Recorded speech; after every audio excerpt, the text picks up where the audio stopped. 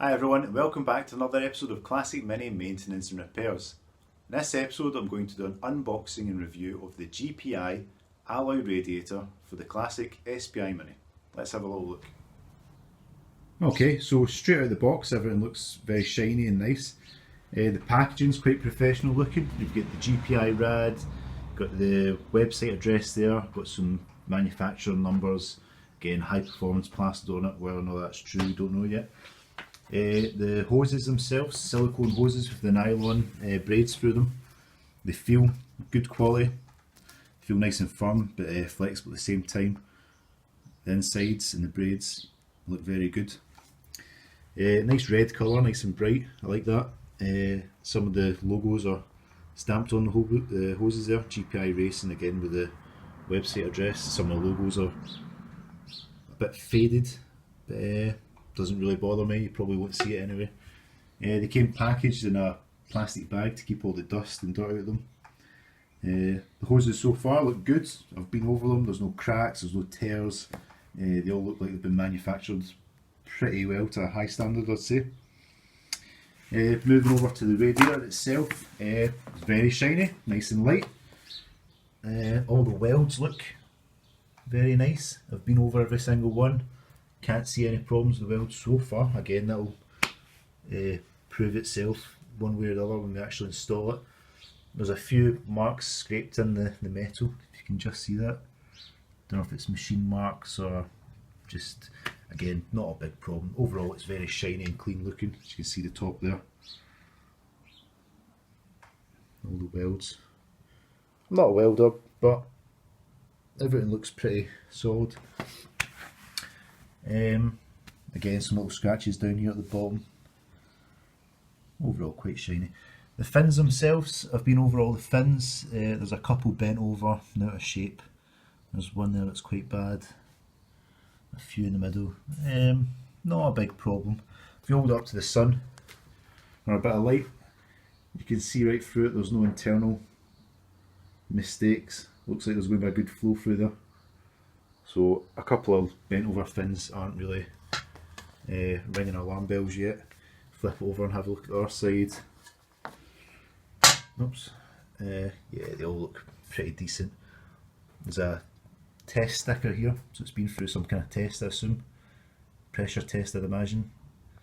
Tested number 6. A couple of bent fins next to that.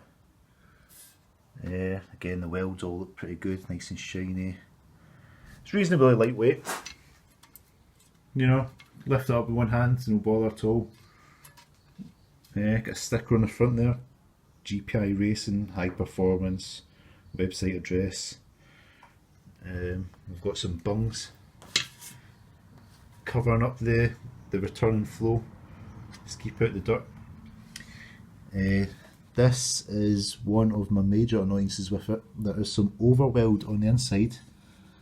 I've put my finger in, nothing's loose, nothing's too sharp, but again it will just affect the flow. Maybe the flow will be affected like 1% maybe or something, very low, but if it's supposed to be a professional radiator you wouldn't expect that. We have a look at the top one. Again, put my fingers in, nothing's loose or anything, nothing's sharp. Very small. Maybe that one blob there. The bottom one's worse than the top. I'd probably say that's about 2mm. But hey, the price, I'm not really complaining. Put this top one back on. Okay, there's a little bung over there as well. That looks very nice inside there. That's just a little overflow pipe.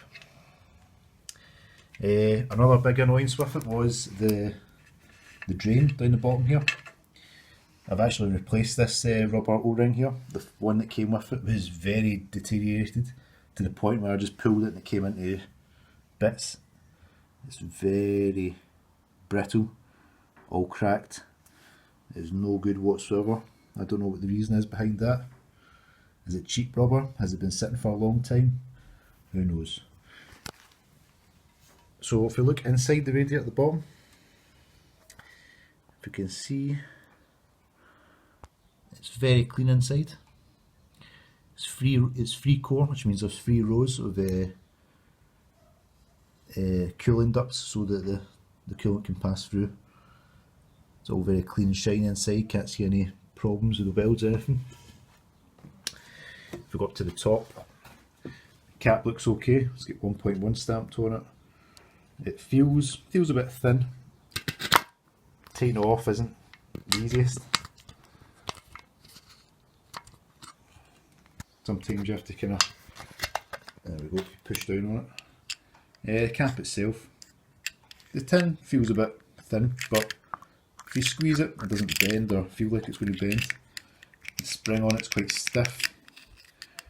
The rubber at the top is in good condition. If you look inside, again you can see the 3 cores. All very clean, all very shiny. Let's pop that back on, see what goes on. Feels like it's quite a tight fit, which is good. You don't want any steam coming out there, so that feels quite a snug fit. I like that. Overall, look at the radiator. Yeah, I think it's quite nice. Whether or not it's a high performance one or not, we don't know. But it's China's finest anyway, that's for sure. Always a bit sceptical with the stuff that comes out of China. You never know if it's actually been tested and who's making it. But you probably find it's the same factories that are making other radiators and such. Just because it is cheaper to make things abroad. Now for this radiator I paid, I think it was about £110. That was for the hoses, the radiator, shipping and the import tax that you have to pay here if you buy things from abroad. Okay, so I'm getting ready to fit the radiator onto the car and I've ran into my first major problem. The cowl doesn't line up with the holes on the radiator. As you can see, that's it as far down as it'll go, and there's probably about 4mm of a difference on both sides for actually fitting it on. So what it is the welds and the top and bottom of the radiator are too thick for the cowl. As you can see, they're just causing too much of an obstruction for it to actually rest down. So what I'm going to have to do is maybe cut and butcher the top of the cowl and try and make it fit that way. There's not enough meat on the cowl to drill new holes or anything like that, so that is the first major problem installing it. Okay, so I've butchered and hacked and filed and all sorts, big massive bits of metal using tin snips and a file, and I've managed to cut quite a lot off and it all seems to line up now. So what I've done is I've cut this entire bit off here, cut a bit off round here, cut a bit off here, the whole lip up the top there, a bit off the side, then just had to kind of hammer and bend it and twist it into shape. So it fits the radiator, let's just hope it still fits the car and I'll keep you posted now. Okay, so the next problem with the GPI radiator is that the screws that came off the original radiator don't fit into the new one, just don't fit. So I've had a look about, can't find any screws that fit, and I don't know if I'm being incredibly smart or incredibly stupid using pop rivets to hold it in place. Seems pretty solid. I don't know if it will heat up and they'll shake loose or whatever over time. I'll keep an eye on it, that's for sure. If anybody knows any different, let me know in the comments section. I'll just need to crack on and see how it goes once it's actually in the car. But it seems solid enough. To be continued. Okay, so here's the next issue with the GPI radiator. Okay, so I've been banging my head trying to get this hose to fit the bottom of the radiator and line up with other hoses, but it is just slightly different. It's about an extra 4 inches too long on that tube, and the other tubes, although aren't a million miles off, are slightly different shapes.